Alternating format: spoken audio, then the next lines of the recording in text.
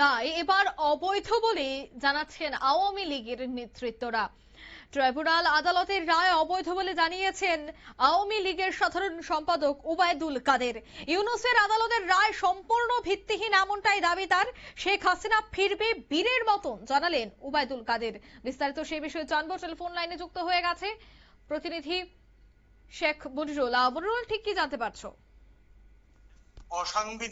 অসাংবিধানিক অবৈধ জবরদখলকারী গোষ্ঠীর ফরমায়েশি রায় জনগণ ঘৃণাভাবে প্রত্যাখ্যান করেছে জানালেন ওবায়দুল কাদের।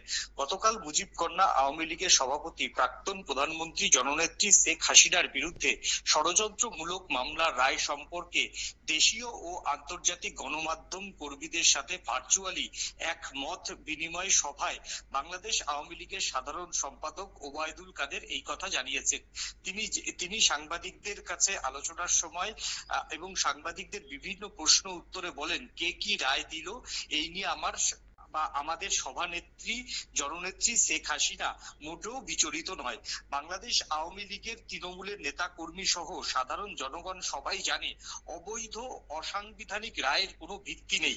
তিনি সাংবাদিকদের মধ্যে আরো বলেন, সারা বিশ্বে বাংলাদেশের অবৈধ জবরদখলকারীদের মব সন্ত্রাসীদের সমস্ত কার্যকলাপ মনিটরিং করছে। জনগণ 17 তারিখে বাংলাদেশের ইতিহাসে আরো একটি কালো দিন হিসেবে দেখতে পেয়েছে বলে জানিয়েছেন তিনি। জবরদখলকারীদের পতন বা ধ্বংস সময়ের ব্যাপার বলেও তিনি সাংবাদিকদের সামনে জানান। প্রহসনের বিচার প্রসঙ্গে সাংবাদিকদের প্রশ্নের জবাবে তিনি আরো বলেন, তাদের নিজেদের মতোই কোনো ভিত্তি বা বৈধতা নেই। তারা কি রায় দেবে, কি বা তাদের ভিত্তি। তারা এ নিয়ে বহুবার জননেত্রী শেখ হাসিনাকে হত্যা করতে চেয়েছেন। সৃষ্টিকর্তা ও জনগণের দোয়া ও ভালোবাসায় তিনি নিশ্চিত মৃত্যুর হাত থেকে বারবার বেঁচে ফিরেছেন বলে জানিয়েছেন তিনি। বঙ্গবন্ধুর কন্যা বঙ্গবন্ধুর মতোই সাহসী।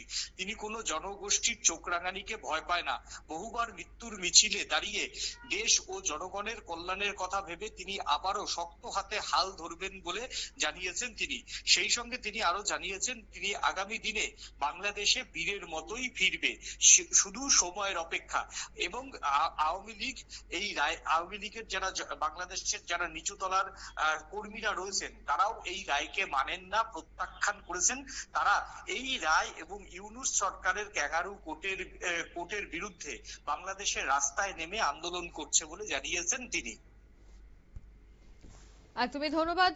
অর্থাৎ এই বিষয়ে কিন্তু এবার দেখা গেল যে আওয়ামী লীগের সাধারণ সম্পাদক তিনি কিন্তু বললেন যে ইউনূসের এই রায় সম্পূর্ণ ভিত্তিহীন। ইউনূসের আদালতের রায় কোনোভাবেই মানছেন না আওয়ামী লীগের নেতৃত্বরা। এই মুহূর্তের সংবাদ এ পর্যন্ত। আমাদের পরবর্তী নিউজ এবং আপডেট দেখার জন্য অবশ্যই চোখ রাখবেন শুধুমাত্র নিউজ ভ্যানগার্ডের পর্দায়। ধন্যবাদ।